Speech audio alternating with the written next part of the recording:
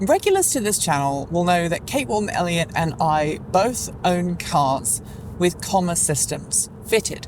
For those who don't know, Comma AI is a company in the US that makes an add-on that gives your car semi-autonomous driver assistance features akin to Tesla Autopilot or Blue Cruise or Super Cruise, or insert whatever automaker's in-house system you want. And it allows cars like this 2017 Chevrolet Bolt EV Premier the ability to add features that it never left the factory with, namely radar assisted, speed sensitive cruise control, and also lane keep assist.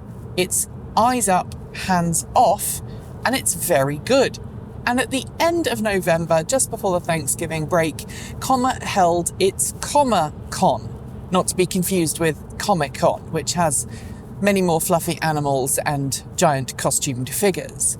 But during that event, Comma unveiled its latest version of its Comma hardware, Comma 4.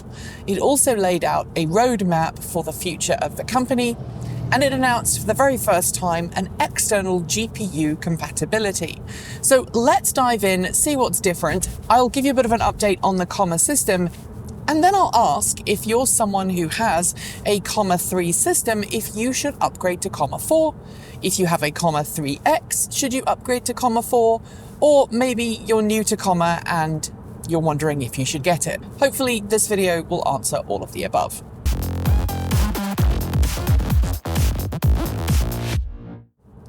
Without repeating myself, because we've made many videos on this channel about the Comma AI system and its implementation in this car, the 2017 Chevrolet Bolt EV, using something called Star Pilot, which is a fork of Frog Pilot, which itself is a branch of the main Comma AI open pilot system. Yes, it's all related, trust me. We've made plenty of videos on that subject. We've also made some videos on Kate's Comma AI installation in her Kia Niro EV. So we're not going to rehash that, but I am going to give you a bit of an update based on the systems we have, how it's been performing, and then we'll talk about the Comic-Con. And just as a side note, I know if I don't mention this, someone will bring it up. You'll notice I've got many bruises on my arms. I am fine. I was helping my daughter move at the weekend, and I think I picked up some bruises from lifting heavy objects. I am of an age now where I bruise quite easily. I also have a medical condition that means I have very low blood pressure, and so I have a propensity to fall over in the evenings in my house and sustain bruises. So that's why my hands and my arms sometimes have bruises on. I'm fine, don't worry. To Comma. So the system that I have here is running on a Comma 3. It is based on Frog Pilot, which is why you can see frogs jumping across the screen right now. And Frog Pilot is a fork from the main Open Pilot code base. Now, this isn't technically Frog Pilot. I know I've called it Frog Pilot in the past. It's technically called Star Pilot, which is a special fork of Frog Pilot specifically for people with the Chevrolet Bolt EV. And that is because the Chevrolet Bolt EV doesn't have official support from Comma. So you have to bear that in mind when I'm talking about what this system does. Now, right now, the weather's not great. I'm driving on a road that I don't think that Frog Pilot has done much, so it is wanting to hug the right lane a little bit. But for the most part, Frog Pilot's been really good, or Star Pilot. It's been very robust. As you may have remembered, I recently drove at the start of November, in fact, all the way down to LA and back in this very car using Frog Pilot, and it behaved itself really, really well. We've used it extensively since. This is our errand running car, so we use it a lot in and around the Portland metro area. My wife recently commented that there were some bugs where she tried to engage Star Pilot while the car was in D instead of L, and it gave an error on the screen. I've talked to the dev team, and that's a bug they know about right now, and they're working to fix it. Meanwhile, Kate's comma system is currently out of action. It has been sent to a contact of ours who many of you may know on the East Coast, who specializes in hardware repair, and he has received it, and it's in his backlog pile. He has lots of projects that he's working on right now, but he's promised us that it will be looked at very shortly, and when he looks at it, he will make a determination as to whether it can be fixed. Basically, if you remember, Kate tried to replace a USB-C socket on hers and it went badly, so we sent it off to Colin at DOSDude1 to see if he can fix it, and he's going to let us know pretty shortly.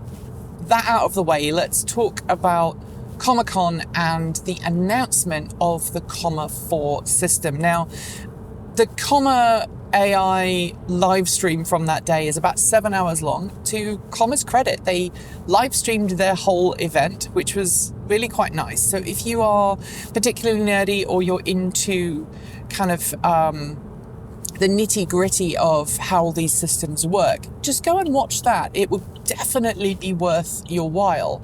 But not everybody has 7 hours, and not everybody is really interested in the intricacies of running these systems and the models and the AI stuff, which a lot of that particular day delved very deeply into.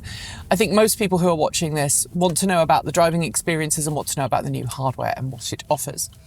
And I think the first thing that's really important to note is that the form factor for Comma 4 is very different to the Comma 3 form factor. And the Comma 3 form factor, this is the Comma 3 right here, it's also the same as you get with the Comma 3X, but for the Comma 4, they miniaturized the whole system quite dramatically. Comma 4 is 1/5 of the size of the Comma 3 and the 3X hardware. And that has been made possible thanks to some really dramatic miniaturization and efficiency efforts in terms of the PCB, but also in terms of just how everything is laid out inside the unit. With that size reduction now, that 1/5 the size of this unit, you get a new touchscreen display. It's a 300 ppi OLED screen. And because it's so much smaller, it's a lower resolution, but because it's so small, it actually looks better than the Comma 3 and 3X screens. And because of that reduction in size, there's a new user interface specifically designed for the Comma 4. So they've changed how you set it up, how you connect it to a Wi-Fi network, and the whole setup process for the Comma 4 is a lot faster than it is for the Comma 3 or 3X. The thing that they really focused on was the fact that there's no cure time for the screen mount. So with the Comma 3 and the 3X, you had to put this screen mount onto your windscreen and then leave it for, I think it was for 48 hours before attaching your Comma unit. The new Comma 4s being lighter and smaller, you can just slap on the mount and then slap your Comma 4 on top of that. It's important to note too that the connections to your car don't change. So the Comma 4 connects to your vehicle using a USB-C socket, the same as the Comma 3 does. And the vehicle harness portion, that's the bit that plugs into your OBD2 system and then outputs a USB-C that Comma can connect to, is exactly the same. So if you have a 3 or a 3X, you can just go and buy a 4 and slap it in and just keep all of the vehicle specific hardware exactly the same as it was and just replace effectively the head unit. I know it's not technically a head unit, but let's call it the head unit for the purpose of this video. Although it's smaller, internally the mechanical bits of Comma 4 are the same. So it has the same Snapdragon 845, which is exactly the same as you find in the 3X. It has exactly the same cameras and sensors as the comma 3X, and the same memory and everything else. So functionally, it has the same internal parts as the comma 3X. It's just a smaller package. It's more discreet. It doesn't take up so much space on your windscreen. The big difference, though, is cooling. So if you've owned a comma unit, you'll know that they tend to overheat quite easily on hot days because it's basically a mobile phone strapped to your windscreen, and that can cause your screen to overheat, and that can cause significant challenges for anyone using the system in a warm place. If you live in Southern California, you live in Arizona, you live in another country where it's really hot, you may find if you don't precondition your car, you get in your car and the comma system refuses to turn on or properly function until it's cooled down. And for comma 4, they've added a new fan that's central to the unit. The design is very different. It's like it's shaped a bit like a slightly elongated L, and the fan pulls in a lot more air to cool the internals. So the cooling efficiency on the comma 4 is one of its biggest selling points, because as I already mentioned, everything else functionally internally is the same chipset, even though the architecture is the same. There are so many improvements to cooling that is the big selling point for comma. In addition to the improved cooling, comma says the new unit will start up more quickly.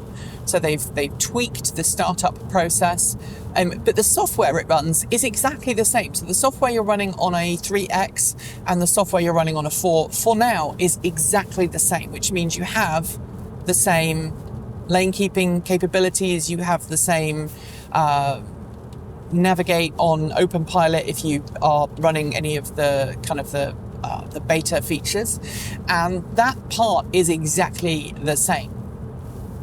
What is worth noting, though, is that also at the event, comma announced compatibility further down the line for eGPUs, external GPUs, and teased a future product for next year that will allow you to plug your comma into an external GPU that will be somewhere else in your vehicle and allow for more data-intensive processing.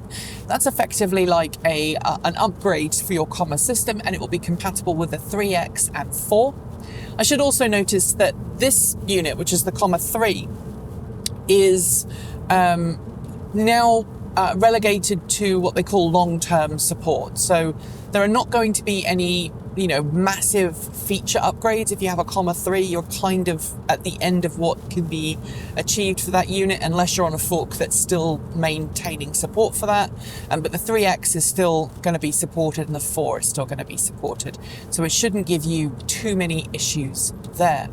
The other thing that is really worth noting, though, is that this external GPU is not necessarily designed for the end consumer. It's more designed for developers, people who want to tinker with the OpenPilot system at this point. Now, that might change in the future, and I expect it will, but for now, that is how the system works.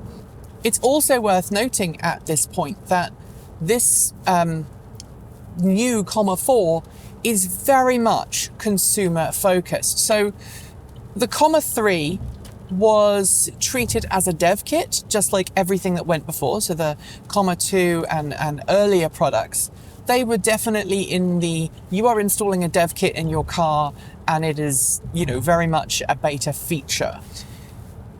For comma 3X, they made it more of a consumer-focused product, and that has been even more reinforced with comma 4. So it's definitely designed to be a plug-in and go for the majority of users if your vehicle is officially supported by comma. Now, if you have a Bolt like I do, there's still some questions as to what support for that will look like, because internally the comma 3X and comma 4 are the same.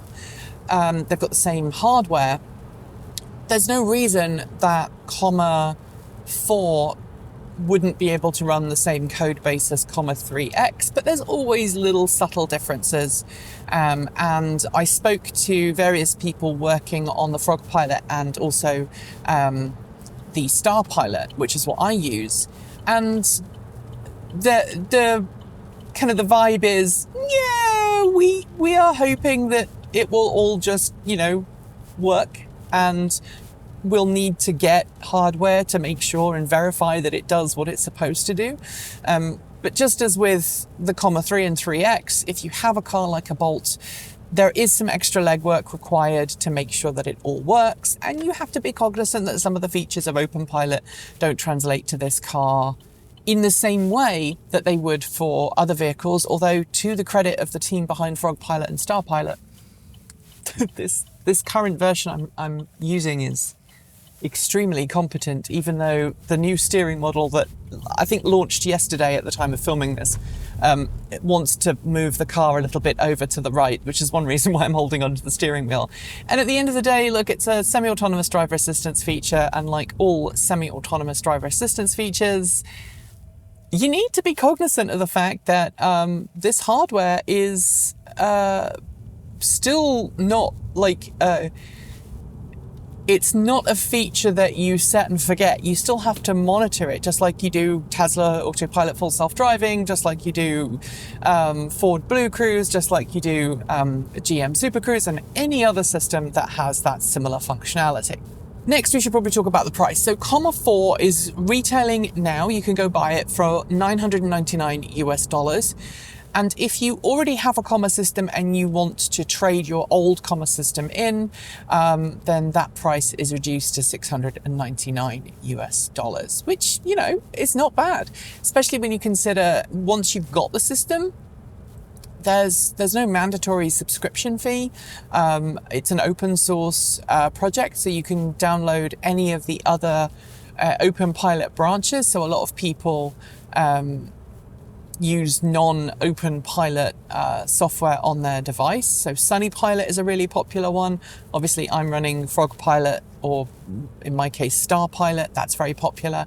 And each of those have different vehicles that they support, and they also have different functionality depending on your preferences and whether you want to do the kind of the testing on the bleeding edge and have features that aren't officially supported, or whether you want to have something that's a little bit more stable and known to be very rock solid and reliable.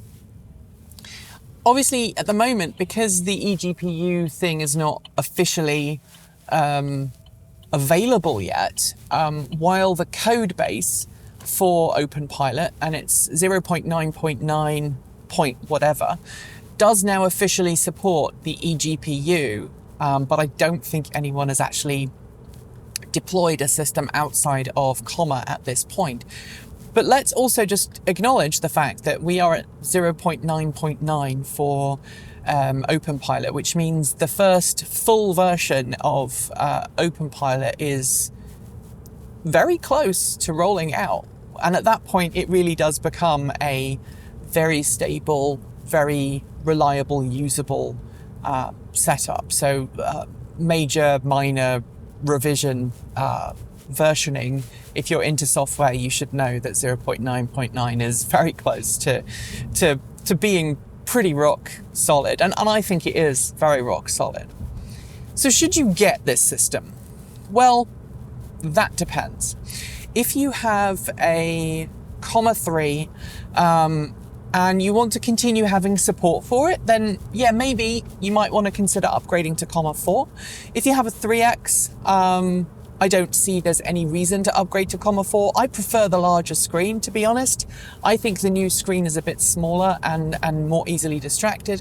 And kind of as an admission, I use the comma 3 screen and the 3x screen as a kind of an additional information. If I'm driving somewhere where visibility is low, I sometimes find that comma can see better than I can.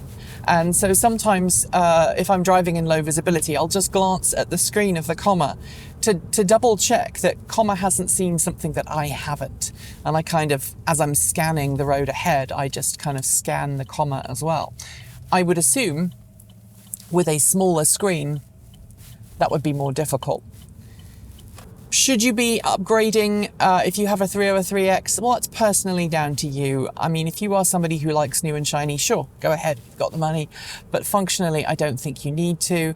Obviously, if you want to play with the eGPU, you are going to need a 3X or 4 to play with that further down the line. But again, that's an extra developmental feature at the moment. It's not really a main branch consumer focused add-on.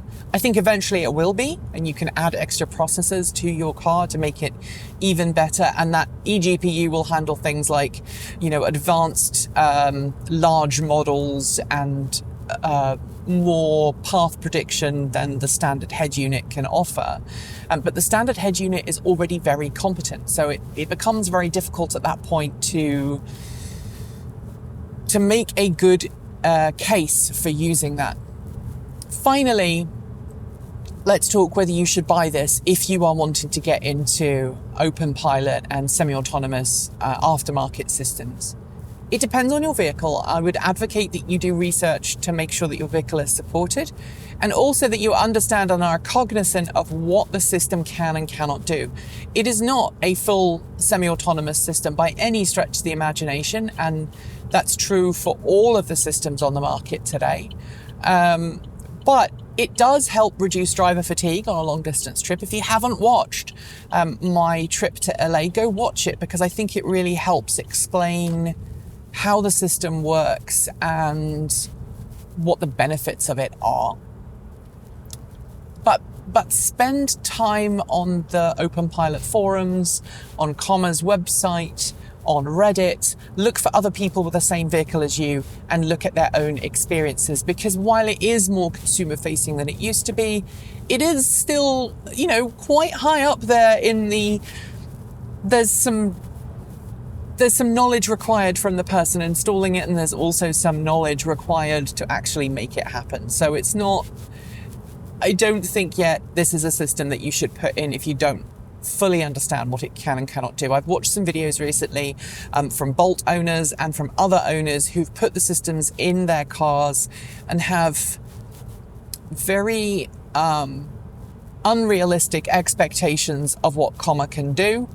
And really, as I've maintained throughout, and I think as Kate maintains as well, these systems are designed to make it easier for you to keep your older car, your older EV in this case, while having some of those more advanced safety features, like another pair of eyes, like semi-autonomous, hands-off, eyes-up experience. There is a chicken in the road. That's something that Comma definitely doesn't detect, or although I think it probably did detect that there was an animal there. And if you can accept all of those caveats, then yeah, sure, go ahead and do it. I would love to know in the down below if you have a Comma system, whether you agree with my evaluation of it, or whether you watched the Comic-Con coverage and whether you think that you are going to upgrade or not.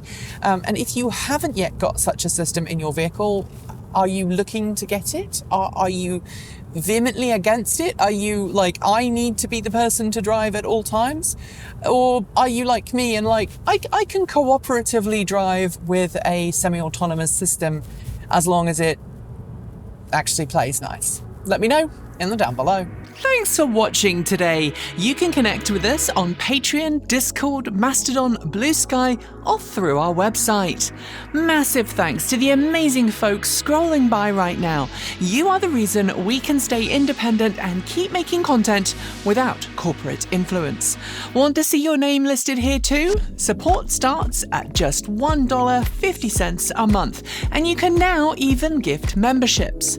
And of course, a massive welcome to our newest members: Adam B, Andrew Brown, Tiara Graves, Philip Jackson, Dieter Mulhop, Noor Naif, Annie Onimus, Todd Plenis, Barus Sharati, Andrei Starsky, Ralph Stoltz, Richard Teague, Triple A He They, Lisa Vargi, Vicky Morales, Magpie Motors, and Travis Whitman.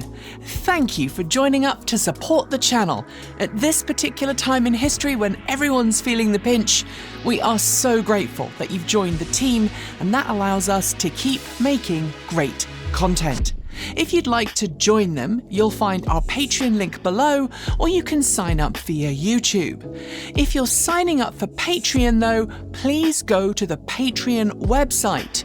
Do not use the Apple or Google app, since both take a big cut that hurts your wallet and reduces the income we receive. Prefer a one-off contribution? We've got Ko-fi, Bitcoin, a PO box, our swag store, and even an Amazon affiliate link, all great ways to make sure your money helps us. We post new videos every few days on the main channel, plus extras over on TE Take 2. And since YouTube comments, while open, aren't safe for us, the best way to chat with the team is through Patreon, Mastodon, Blue Sky, or our website, or in fact, our Discord chat. If you want more, the mighty algorithm thinks you'll like this video, but we'd love you to check out this one instead. Be awesome, be kind, be intentional, and never forget to resist. Keep evolving!